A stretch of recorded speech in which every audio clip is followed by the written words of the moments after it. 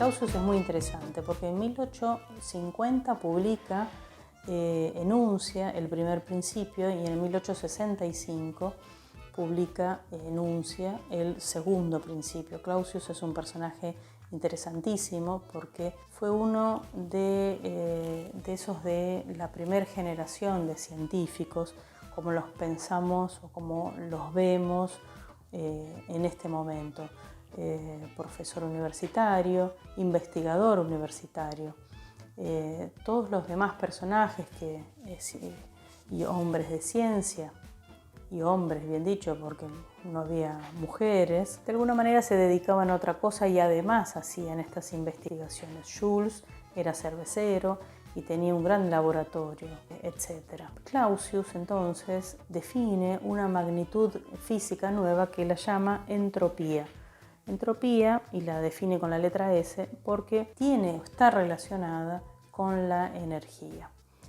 La define, dice que la variación de la entropía, o sea, la entropía final menos la entropía inicial, es igual a la integral de diferencial calor dividida la temperatura en Kelvin.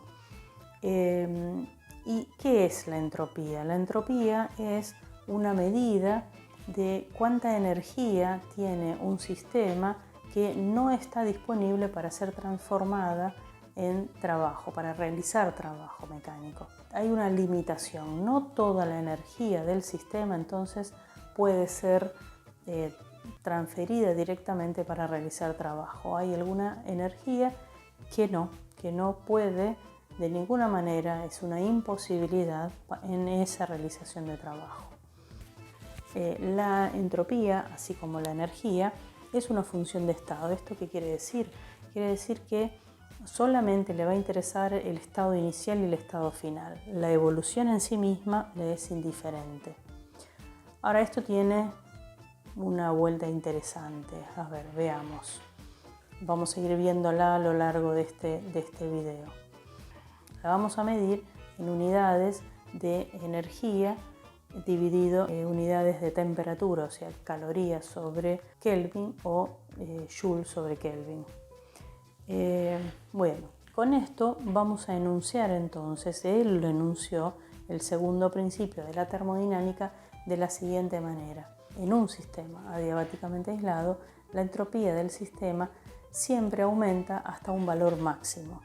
El equilibrio del sistema adiabáticamente aislado es el estado de máxima entropía posible compatible con sus vínculos.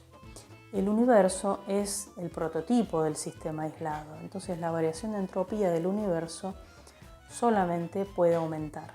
La variación de entropía del universo es siempre mayor que cero. Ahora, la variación de entropía del universo es la variación de entropía del sistema más la del entorno. Y eso entonces tenemos que garantizar que sea siempre mayor que cero. Solamente pueden existir los procesos tales que cumplan que la variación de entropía del sistema más del entorno sea mayor que cero. Y ese es el segundo principio de la termodinámica. Ahora bien, vamos a redefinir los procesos reversibles. Los procesos reversibles son reversibles si y solo si, o sea, defino un proceso reversible si la variación de entropía del universo es igual a cero. Entonces, ¿qué son los procesos reversibles? Los procesos reversibles son aquellos que me aseguran que la variación de entropía del universo sea estrictamente igual a cero, o sea, se conserva la entropía del universo.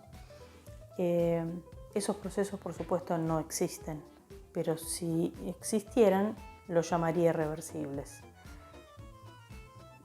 Siempre la entropía del universo aumenta. ¿Podría disminuir? Jamás de los jamases. ¿Podría ser cero? Tampoco. Solamente que si el sistema, si la evolución que le propongo, que sea ideal, pensada, es reversible, entonces la variación de entropía del universo es igual a cero. Si el proceso es reversible, entonces, y la entropía del universo, la variación de entropía es igual a cero, entonces la variación de entropía del sistema es exactamente igual a menos la variación de entropía del entorno. Por supuesto, eso solamente vale para los procesos reversibles. Muy bien, entonces ahora vamos a tratar de resolver esa integral que nos propone Clausius, o sea, respecto de cuánto vale la variación de entropía tanto del sistema como del entorno como del universo, resolviendo esa ecuación. Esa ecuación no es una ecuación sencilla. Y déjenme decir otra cosa más. Esa integral, como justamente la entropía es una función de estado y no le interesa cómo hago para llegar de un estado al otro, muy posiblemente vamos a tomar procesos reversibles para evaluar la variación de entropía del sistema, aunque el proceso haya sido real e irreversible. Mientras parta del estado real inicial y del estado real final. Como no le interesa el proceso en sí mismo, puedo evaluarlo. Ahora, lo que voy a tener cuidado es que si el proceso es real, la variación de entropía del universo no puede ser cero. Va a ser algo y voy a tener que averiguarlo.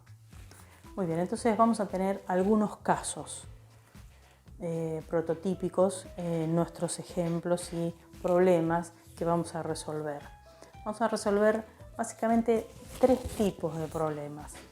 Problemas donde se nos presente una situación en donde la evolución sea real, o sea, exista. Por ejemplo, tengo un poco de agua acá. Esta agua está bastante fría. Y si yo lo dejo acá un cierto tiempo, la temperatura por ahora es menor que la temperatura ambiente y a lo largo de un tiempo va a equilibrarse con la temperatura ambiente. Así que en este momento el agua está en un proceso irreversible de cambio de temperatura, está cambiando su temperatura. Podría conocer el estado inicial y podría conocer el estado final, llegado el caso, pero los estados intermedios la verdad es que no los conozco. El proceso es totalmente irreversible. Entonces, y además porque es real, si no fuera real, pues no podría existir. Y si existe es porque está garantizando este proceso que la variación de entropía del universo es mayor que cero. Muy bien, entonces vamos a ver algunos procesos reales, ¿no? Como este, por ejemplo, del agua que está cambiando su temperatura.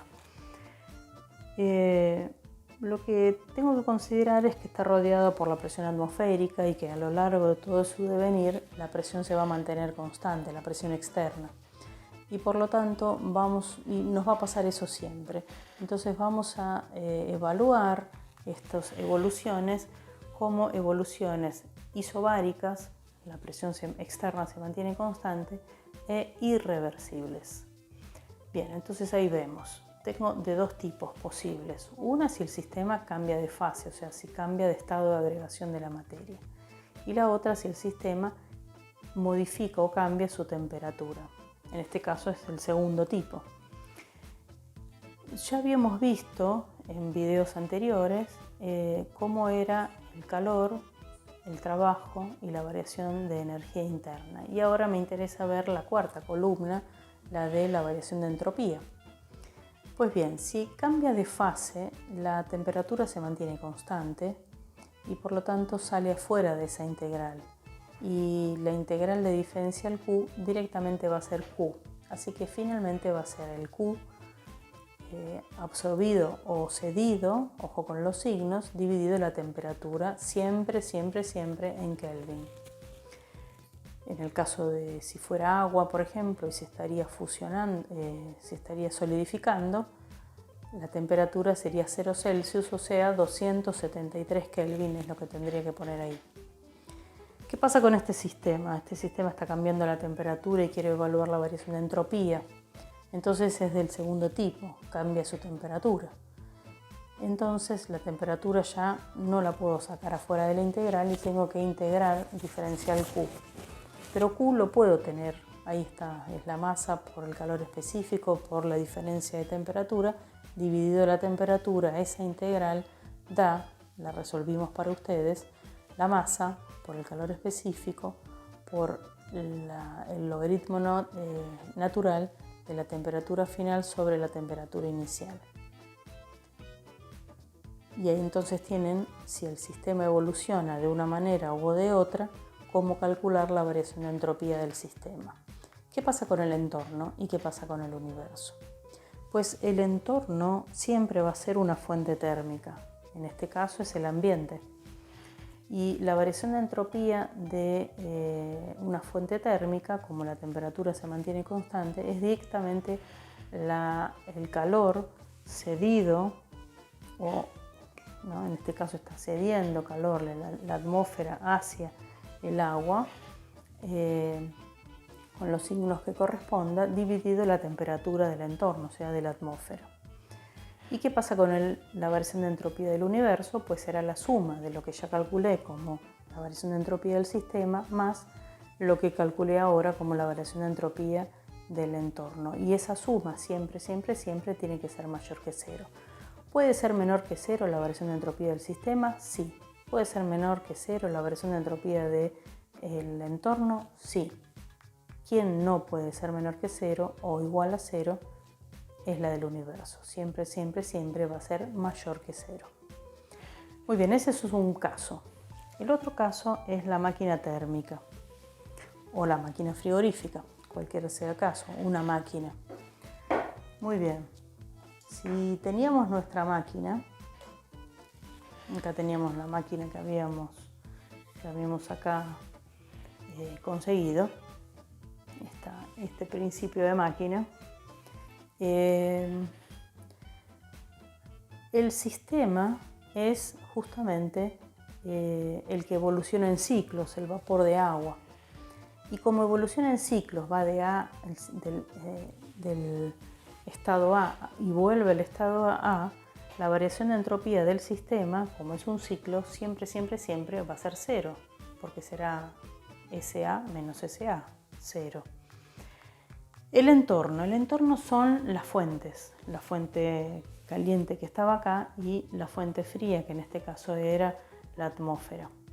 Esas fuentes, por definición, van a mantener constante su temperatura. Entonces puedo definir que la variación de entropía del entorno es la suma de variación de entropía de ambas fuentes, de la fuente fría y de la fuente caliente. Entonces ahí tienen, como son fuentes, la variación de entropía va a ser el calor sobre la temperatura. Hay que tener mucho cuidado con los signos y finalmente ahí van a tener la fórmula final. ¿Y qué pasa con el universo? Y pues la suma de las dos, la suma de la del sistema más la del entorno, pero la del sistema es cero y entonces nos queda únicamente la del entorno. Entonces una máquina térmica va a cumplir con el segundo principio si garantiza que esa ecuación de ahí es siempre, siempre, siempre mayor que cero. Así que ya ven que para las máquinas térmicas, tanto para las máquinas térmicas como las máquinas frigoríficas que ya veremos, tenemos tres formas de enunciar el segundo principio. Un enunciado, otro a partir de el rendimiento o la eficiencia y el tercero es a partir de la variación de entropía del universo. ¿Qué pasa con la máquina frigorífica? Pues de nuevo el sistema funciona en ciclos y por lo tanto la variación de entropía del sistema es cero. La variación de entropía del entorno es la suma de las variaciones de entropías de ambas fuentes y ojo con los signos, ahí tienen la fórmula final.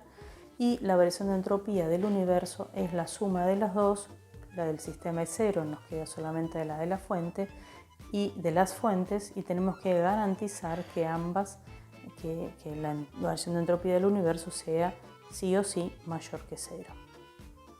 Muy bien, entonces hemos visto los procesos irreversibles, los posibles procesos irreversibles que nos vamos a encontrar en nuestros problemas, la máquina térmica y la máquina frigorífica, y ahora nos queda un tercer conjunto de posibilidades. Ese tercer conjunto son los procesos reversibles de un gas ideal. Hemos visto ya, y como veremos en la tabla, la tabla de posibles evoluciones de gases ideales, posibles procesos reversibles, que habíamos definido como isocórico, isobárico, isotérmico, adiabático y un ciclo. Pues bien, fijémonos en la última columna, que es la variación de entropía del sistema. La variación de entropía del sistema entonces va a ser igual a la integral esa que tenemos que evaluar. Muy bien, para una isocore entonces nos va a quedar como esa integral queda de esa manera: el número de moles por el calor específico a volumen constante por el logaritmo natural de la temperatura final sobre la temperatura inicial. Para una isobara nos va a quedar como el número de moles por el Cp por el logaritmo natural de la temperatura final sobre la temperatura inicial. Fíjense que el signo la da el logaritmo natural. Si la temperatura final es mayor que la inicial, ese logaritmo natural es positivo, y si es menor la temperatura final que la inicial, el signo va a ser negativo, el sistema va a perder entropía. Bueno, en la isoterma, ahí pueden ver que es el calor dividido la temperatura del sistema siempre, y eso es igual, también se puede expresar como NR por el logaritmo natural del volumen final sobre el volumen inicial. Finalmente, en una adiabática es 0 porque el calor es 0, y en un ciclo es 0 porque justamente es un ciclo. La variación de entropía siempre, siempre, siempre, así como la de la energía, es 0. Bien, entonces hemos visto este cuadro final donde están estos cuadros de alguna manera, pero sobre todo el último es un cuadro que resume todos los procesos reversibles para el gas ideal. Quizás lo que podemos hacer es mejorar ahora el concepto de entropía. O sea, ¿qué es la entropía? Y esto también se lo preguntaron a fines de siglo, sobre todo algunos científicos, y sobremanera Boltzmann tuvo mucho que ver con darle sentido a esto que era entropía. Boltzmann inició un proceso importante, pero por supuesto después fueron muchos otros científicos los que trabajaron, y Yaiza también científicas, en ordenar un poco esta idea de qué era la entropía. Nosotros vamos a dejarlo por acá, porque hasta acá es lo que nosotros necesitamos para nuestros problemas.